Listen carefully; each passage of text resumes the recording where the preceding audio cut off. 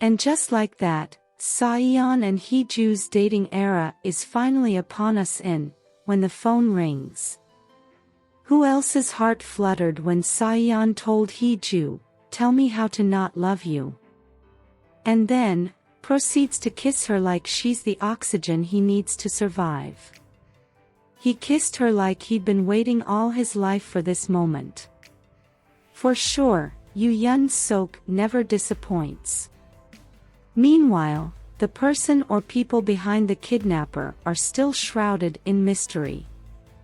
SaEon took a drastic measure to protect HeeJoo, by going public with the threats, not minding the repercussions it'd have on his reputation. This is a man in love. This way, the police can aid in the investigation. What's more, the recently concluded episode 7, was more about SaEon and HeeJoo being in sync, finally communicating, and being open to one another. For the first time, they were able to communicate with words. However, it looks like trouble is on the horizon, as hinted in the preview for the next episode. There is a lot to unpack and explain, but first, don't forget to subscribe to this channel and turn on your notification bell to be among the first to see our content. Despite having found out that HeeJoo was 406, SaEon waited for her to come clean, without pressure. He even went ahead to sneak the voice-modulated phone back into her bag. Instead of anger, he loved and took care of her.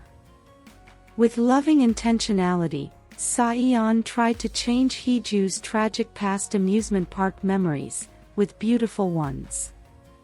HeeJoo and her step-siblings got into an accident, after they visited the amusement park, marking the beginning of her woes. When SaEon found out she wanted to come clean, about being 406, he knew it could mark a new beginning for them, as it must have taken HeeJoo so much courage and trust, to step forward. He takes her back in time to replace her memories of the amusement park, and crowned her effort with a heartfelt confession at the tower. "Tell me how to not love you." The episode was swoon-worthy, with how he washed her hair, dried it, and tucked her in. The awkwardness and tenderness weren't missed. He went out of his way to make sure she was okay. To protect her identity and involvement, he exposed himself to public scrutiny. This was why Hong Il-kyung asked him who he was trying to protect. With his status and resources, he would have easily handled the situation, without going to the public. But then, he realized the situation was turning more dire, with HeeJoo's accident. Seeing him torn apart by the public, HeeJoo decided to come clean, because she didn't want him to suffer alone. Now their dating era is here. Meanwhile, something seems amiss with Doo-jae.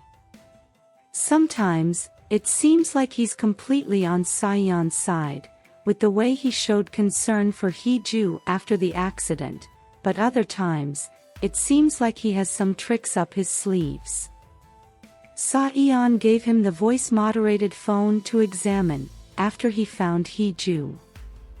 With their findings, they can reverse the kidnapper's hacking code, to locate the kidnapper. This could be the reason the kidnapper's accomplice asked him to retrieve the phone back from HeeJoo. Doo-jae is the only one aside from SaEon, who knows they plan to use the phone to track the kidnapper. What's more, how did the accomplice know that HeeJoo had no plan to divorce SaEon, if he hadn't seen them together during the retreat? Maybe, his initial plan was to drive a wedge between them, by making SaEon find out that HeeJoo was 406. But when that brought them closer, instead of driving them apart, he decided to make SaEon, who's learning how to love HeeJoo, feel sorrow by losing her. Hence, he pushed her off the cliff. If this is true, it means he's one of the twins, and wants SaEon to feel the pain of losing someone dear to him, like he lost his twin. But then, there has to be other accomplices. Like HeeJoo pointed out, the odd-eyed kidnapper slipped when he said us. From the Baek's reaction, it seems like Yoo Yeon knows nothing about it, as he was more concerned about himself, thinking Hong Kyung wants to replace him. However, Hong Kyung's reaction seemed suspicious. Kyujin was also on the defensive side. As a former negotiator and a criminal psychologist, she could be involved. It's obvious the odd-eyed kidnapper is the real SaEon. HeeJoo mentioned that he smelled like fish, which I've always said is a clue. It's also obvious that SaEon is not the real SaEon, with Kyujin grooming him to become her son. And Yoo Yeon's outburst about giving him the name also alludes to this. Jae might be an accomplice close to SaEon, but someone in the family has to be involved, with the amount of knowledge they have about SaEon and HeeJoo. What's more, with the kidnapper's sketch now public, a rotten can of worms is about to be opened. Did you notice the man with the shaky hands, when the news about the kidnapper broke? This could be the fisherman, who saved the real SaEon, after he was drowned by his late grandfather.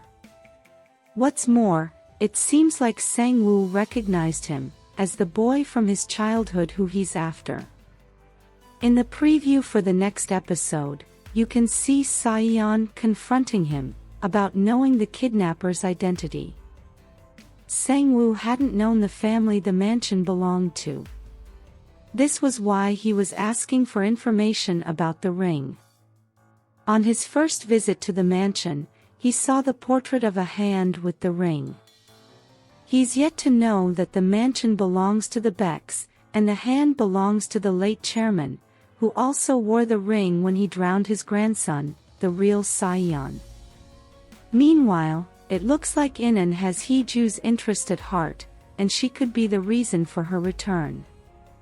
What's more, someone sent her a file on SaEon before their wedding, prompting her to demand that SaEon cancel the wedding. Could it have been SaEon who sent the file, in hopes she'd renege, and he'd get HeeJoo? Meanwhile, from the preview, we are in for some happy times, as love blooms between HeeJoo and SaEon, as they bask in their newfound happiness. With SaEon under intense public scrutiny, he grows anxious and asks HeeJoo if she could extend the same understanding to him, as he had shown her when she learns everything about his past. Meanwhile, SaEon starts to put the pieces of the mysterious puzzle together. Sang-woo is looking more suspicious by the day. SaEon takes HeeJoo away from him, querying him about knowing the kidnapper's identity, and making it known he's wary of him. Sang-woo might have figured out the identity of the kidnapper, after the news of his odd eyes broke. Meanwhile, HeeJoo pleads with SaEon not to hide anything from her. What's more, the kidnapper exploits the setting of a public event to get closer to SaEon. SaEon is trapped in a smoke-filled building, as an anxious HeeJoo tries to get through to him, via phone. How excited are you for their dating era? And who do you think is behind the kidnapper? On a scale of 1 to 10, how will you rate their kiss? Let us know your thoughts in the comments section below.